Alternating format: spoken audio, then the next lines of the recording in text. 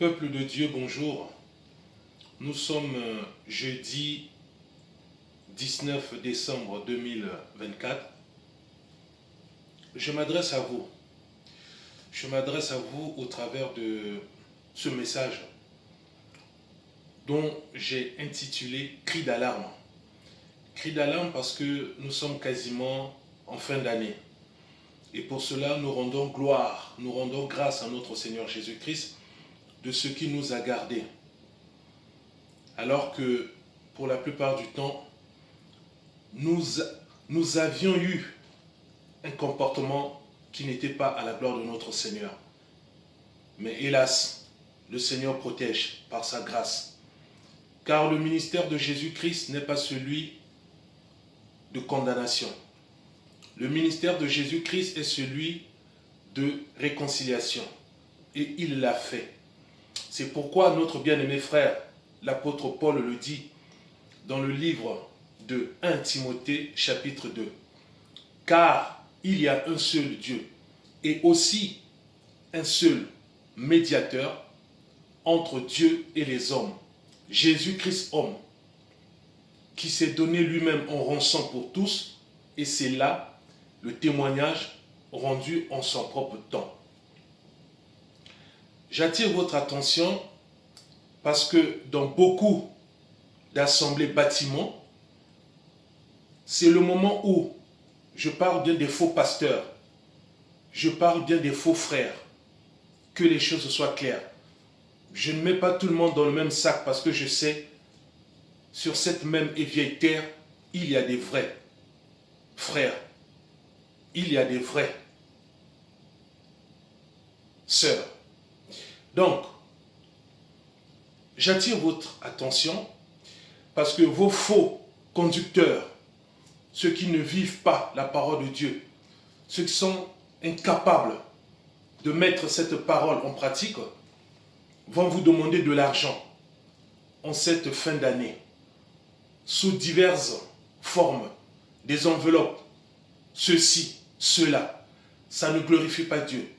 Faites attention. Vous le savez comme moi, toujours en cette année 2024, il s'est passé quelque chose dont personne n'a ignoré. Au Rwanda, le président actuel, Paul Kagame, a fermé plus de 5000 églises bâtiments. Je répète, le président Kagame, le président rwandais, a fermé en cette année 2024 plus de 5000 églises bâtiments, assemblées bâtiments. Pourquoi? Eh bien, vous avez la réponse.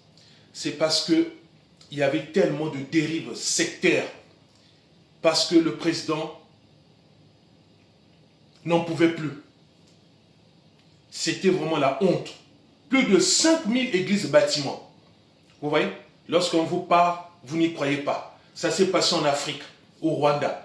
Fermeture totale et définitive à cause des bêtises, à cause des fausses prédications, à cause de mauvaises œuvres qui ne glorifient point le Seigneur Jésus-Christ.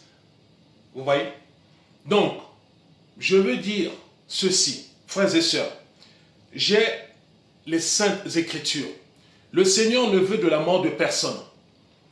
Dieu ne nous demande pas de donner.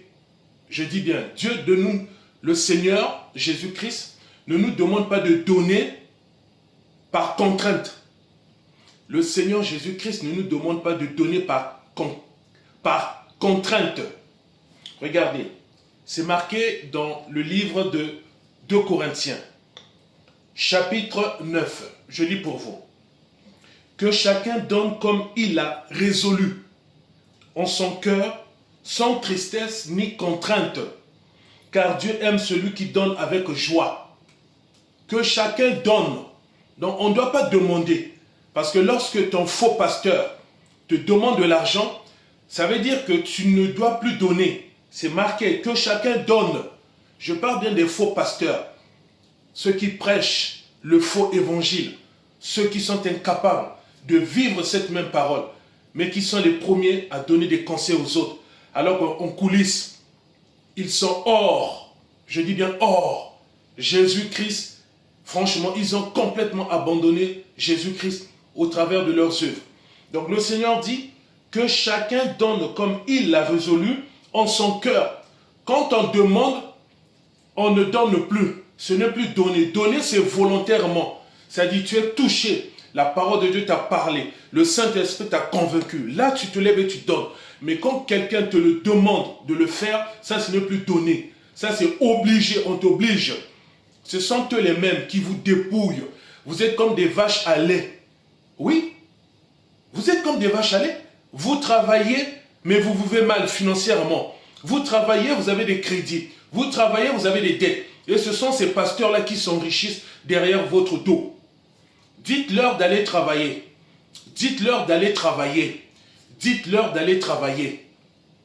Ils vont vous dire, non, le Seigneur vous a gardé, donnez l'enveloppe. Donnez les enveloppes. Mon frère, regardons. Allons dans Ézéchiel. Dieu ne veut de la mort de personne, ni même pas celle du méchant. Le Seigneur Jésus-Christ ne veut de la mort de personne, ni même pas celle du méchant. Allons dans Ézéchiel. Ézéchiel chapitre 18. Allons vérifier, soyons comme des chrétiens de Béret. C'est malheureux parce que les chrétiens d'aujourd'hui ne vérifient plus. C'est malheureux parce que les chrétiens d'aujourd'hui ne vérifient plus. Vérifions dans les Saintes Écritures. Est-ce que parce que Dieu t'a gardé, est-ce que parce que Dieu t'a protégé durant l'année, que tu dois donner en contrepartie quelque chose, les billets de banque? Pour cela, frères et sœurs, prenons le cas par exemple de quelques dirigeants de ce monde. Quand je prends le cas d'un certain Alassane Ouattara Dramane, le président de la Côte d'Ivoire, vous êtes sûr que ce dernier mérite-t-il la protection de notre Seigneur Jésus-Christ avec tout ce qu'il a fait comme mal? Vous voyez? Parce que Dieu ne veut de la mort de personne, même c'est du méchant. Dieu, tout ce qu'il veut, le méchant, que tu puisses te repentir. C'est ce que Dieu veut, que tu puisses te repentir, toi méchant. Tous ces dictateurs-là, ces présidents qui ont fait du mal à leur peuple, mais regardez, le Seigneur les a protégés. Le Seigneur les a protégés. Est-ce que pour autant, par exemple, quelqu'un comme Alassane Ouattara ou Patrice Talon au Bénin, Patrice Talon a-t-il donné une enveloppe à l'Éternel? Est-ce qu'il connaît même Jésus-Christ? Est-ce que Patrice Talon connaît même la personne de Jésus-Christ? A-t-il accepté Jésus-Christ comme Seigneur et Sauveur dans sa vie? Répondez-moi.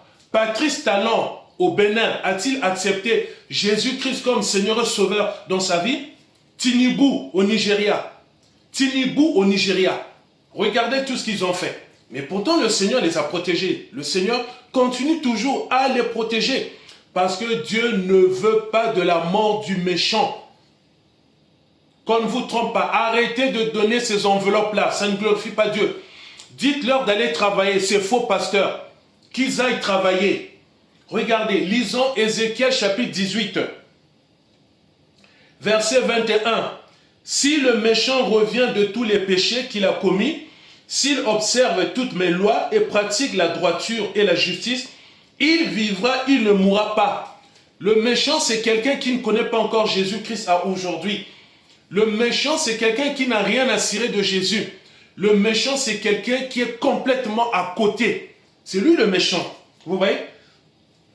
Lisons toujours Ézéchiel, chapitre 19. On tourne juste la page. Je termine bientôt. Dis-leur, je suis vivant.